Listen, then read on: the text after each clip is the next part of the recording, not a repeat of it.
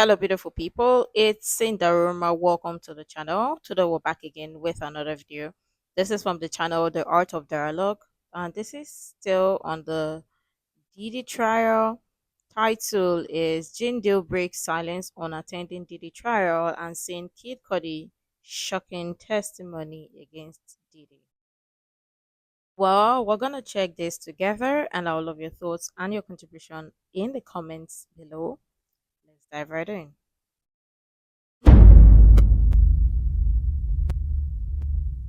My God, Gene Deal, happy to have you back, my man. Week 2, Diddy trial. I heard you was up there, yo. Yeah, I went to the court. I had to see for myself, brother. It's an old cliche, a quote that used to say, you always got to treat people good, because the same people you see going up the ladder will be the same people you'll see when you're coming down the ladder. And for me, being as petty I could be sometimes, I wanted to just see his face. I wanted to see him in that circumstance, in that situation. I've seen it before with the Sean and the Wolf trial with them when Sean got locked up. But I knew he wasn't going to jail then because they had set it up, for Sean to take the fall. You know what I mean? So, but this particular thing, it's all him. Everything that he always done to people, got away with it. It just came back and it's hitting him in a crazy way to see him right there. The government is about to take everything. People don't understand the RICO, and they don't understand the racketeering and the criminal enterprise, all that set up to take everything that he's gained, everything that he owns. So what they're doing is now they're putting it together, the racketeering part of it, because now they're using Comb Global and Bad Boy Entertainment. They saying that's one and the same. You know what I'm saying? And when they do that, bruh, and they find that that's racketeering, that he used people in his company, to do all these sexual acts, deeds and stuff like that, paying the prostitutes and everything like that. And they proved that, which they doing a hell of a job, a great job in proving that. I had to see, bro. I didn't want nobody to tell me. I didn't want to get it from no YouTuber. I didn't want to get it from no news. I wanted to be right there to hear the testimony of some of those people that was there. So how was it? Take me through it. Well, the prosecution did a great job. It was certain people like, you see, I think her name Dawn, you know what I'm saying? She was in Danny Kane. She didn't do so well, but she didn't do bad, because what happened is there's this, and it's what people don't understand. She set an atmosphere of fear. And then people were saying this, bro. Oh, she went back once. She went back twice. She went back 8 times. She went back 20 some times to him. How could she be scared of him? No disrespect to Dawn for making this analogy. You got people that kick their dogs. You got people that beat their dogs. What do their dog do the next day? Come back and lick their hand, because that person feeds them. That person is what gives them a house over their head, a roof over their head. That person's the one who put water in their bowl, food in their bowl. See, what people don't understand about Puff is that he held the entertainment grip, especially for the people who was his former artists, in a chokehold. Yes, I'm glad somebody finally pointed this, and Gene Deal is always keeping it real, because people don't understand the psychological damage, mental destruction in this type of scenario. Because people be like, "Oh, why didn't you leave? Or why can't you leave?" Just like how you keep going back to your job because your job keeps paying you, right? Because for some people, it's maybe unhealthy, but that's what is putting food in the table for now. So imagine that, and this is your career you're talking about, and the person is more like a big name, bigger person, influential and whatnot. The person also got connections, but people don't want to understand that dynamics, because some people they've never been there, and then for some people they've been maybe not in that kind of position or situation, but they've been something somewhere around, and they've finally got the balls to leave. There are some people that can't even leave. don't even know how to leave. So it's not about why didn't you leave or why can't you leave. Just because you're strong enough to leave doesn't mean someone else would be strong or is strong enough to leave a certain situation or a certain whatever. And that is just the truth. Thank you, Jean Dale, for sharing that. If you didn't do what he say do, if he didn't like you, you would never ever work for Bad Boy or anybody in the entertainment business again. He did it to Kirk Burrows. You understand? He did it to Wendy Williams. He did it to a lot of people, bruh. So now her going back is just wanted to get food on her table, keep a roof over her head. Because nobody was probably telling her, yo, I can't work with you. I can't deal with you unless Puff say so. I'm not going to work with you. I'm not going to do anything, because they didn't want to make him mad because he had enough power in the business to stop her. So then she was saying something about, well, she seen this dude One Stop selling drugs. You know, oh, did you see him get cash? Who gave him the cash and stuff like that? The good thing that she said it, and then they said, oh, well, you really didn't see him and stuff like that, but she knew of it. They had people come back and say this guy One Stop name, you know, so in their testimony. And they did a great job in their testimony. Like one of his PA's personal assistants did a great job in his testimony. And he said, yeah, I used to pay One Stop for the drugs. You know, then we used to get the drugs to D-Rock. He used to have a case with all the drugs in it and stuff like that. Hold a bag with all the drugs and everything and the money in it and stuff like that. So now she mentioned that. So now the jury knows she's telling the truth about One Stop giving people drugs. See, when people look at it, oh, her testimony was terrible. Her testimony, she didn't remember this, she didn't remember that. You ain't got to remember everything, but some of us have a great memory and we do. Exactly. Like people be like, oh, give these people a break, because there are some events or some things that most likely must have happened in their life, and sometimes they just want to forget it. But the fact that people want to condemn, want to look for loopholes, if you were the one that was placed in that stand, I bet you also make the same mistake. And I applaud her for even trying. Yes. You know what I'm saying? When in fact, you know what I'm saying, she's a person that is a victim. She's a victim, bro. You know, these people who was around him and had to work with him came out, and that's what you find in the trial, that they were being victimized. And people around them that was there saw it, didn't say nothing, and didn't do nothing. If I'm not mistaken, Dunn, she testified that Diddy, he threw a skillet of eggs at Cassie, right? Well, I don't know if that was Dawn. What happened was one of the PAs, you know, his personal assistants, I think that was George something. I don't know his last name. I think that was George. He said he came in and he had a bowl of apples, and it was Gina. This nigga was throwing a bowl, not to laugh, man, that he was just throwing them apples as hard as he can, hitting Gina with some apples, dog. That's like throwing a brick at somebody almost. And he, you know, he was doing crazy shit like that, man. He threw, on the plane, what you was trying to say, he threw, one of those hard, like it could have been a bourbon glass. You know those hard glasses that you have that you pour alcohol in? And speaking of alcohol, and we said bourbon, that's my alcohol right there. Want it. Get it in the stores. I got to promote it on your show, Mighty. It's Want It. Get it in the stores, y'all. It's coming real soon. We repackaging the bottle, we repackaging everything, and it's going bourbons and cigars, man.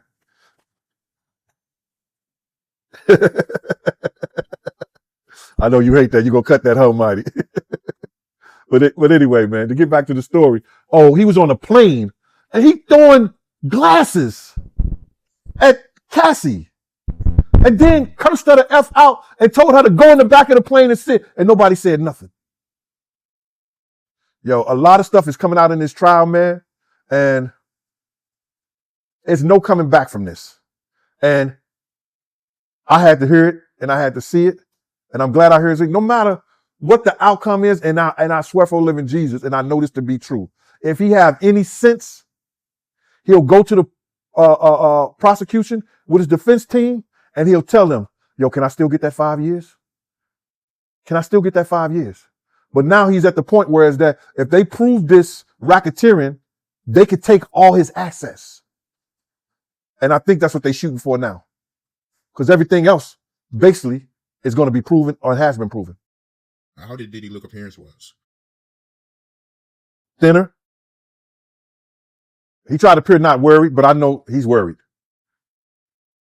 He tried to appear not worried, but he's worried, bro. You understand? You only succeed basically when you first come in. If you don't see him, you see him leaving when he's looking back or whatever like that. But you only see the back of his head. He didn't really turn that much or look that much, back to the crowd or anything like that. So you couldn't tell. You could tell that it was him, and it was him because it's his trial. But I never seen that much gray in his hair before in my life. You wouldn't even know. You think he was Papa Diddy. Papa Diddy Pop. Yo, he had so much gray in his hair, bro. So I don't understand why he just don't cut it down or cut it bald so you really couldn't tell like that. But I guess that's what he chooses to do.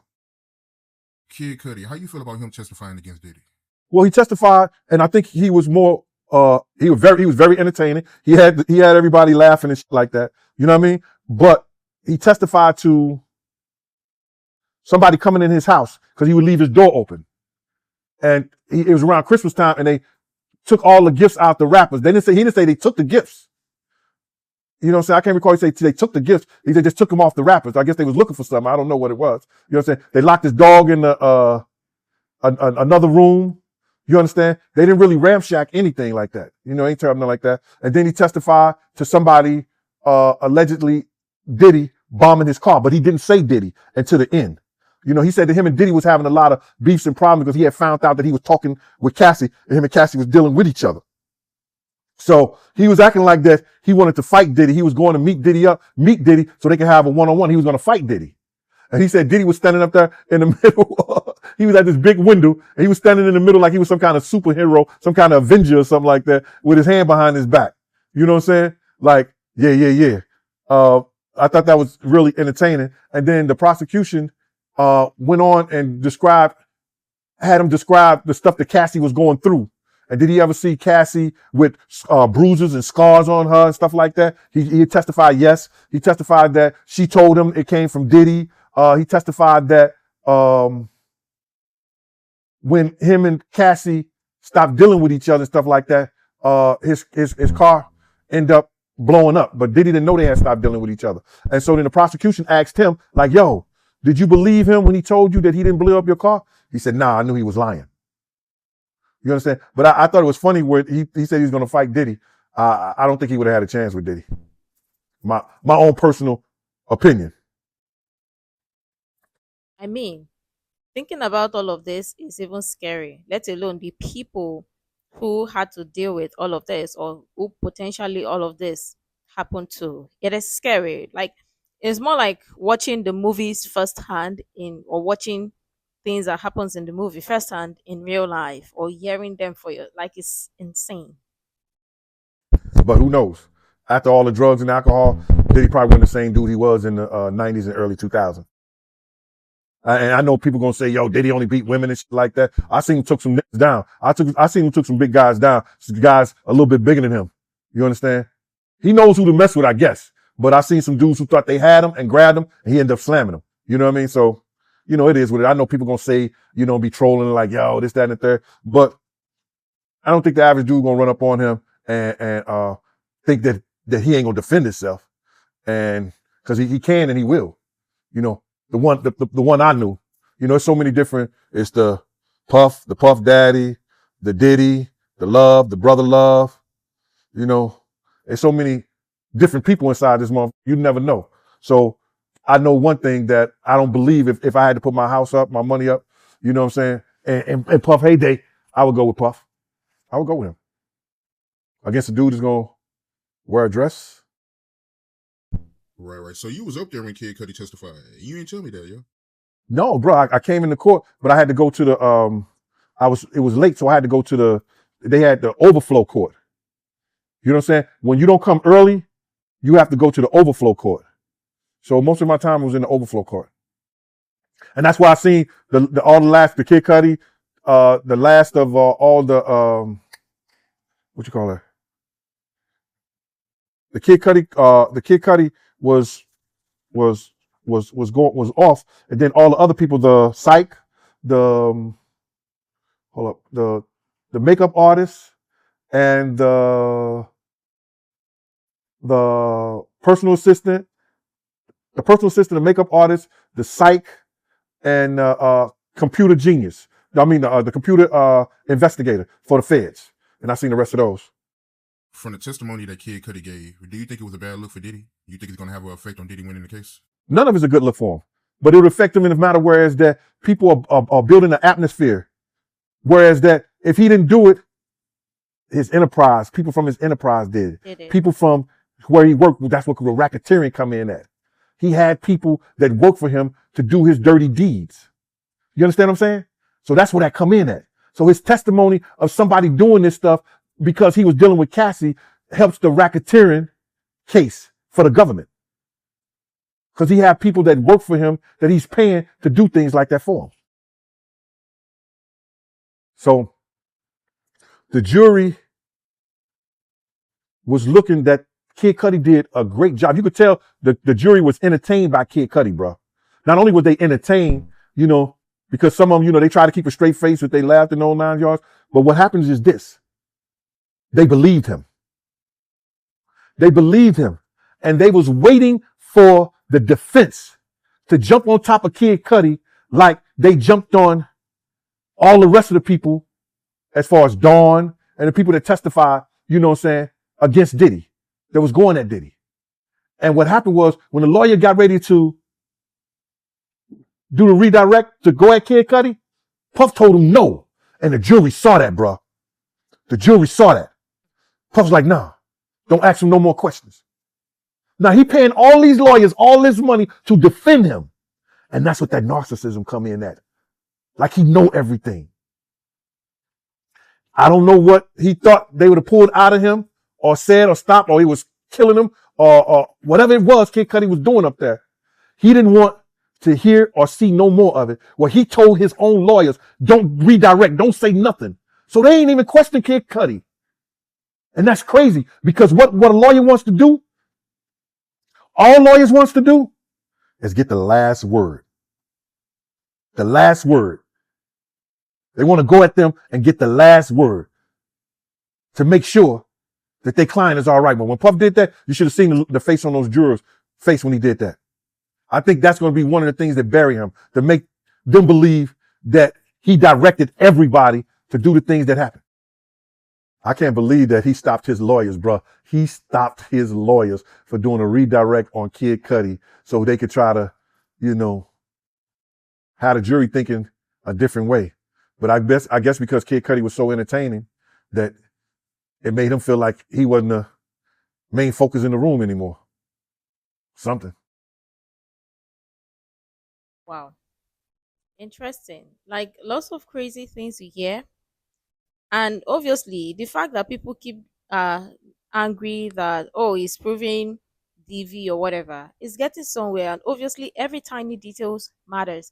That is what people don't. That's why I keep saying that regardless of how much you don't like anybody, listen to what they've got to say. There is something eventually that would make sense. And that is how it goes. But obviously, we're getting somewhere with this case. And it's telling you the type of person. Already, if it's in the movies, if it's in the music videos, if it's in their songs, the lyrics, then somebody would be doing it in real life too, right?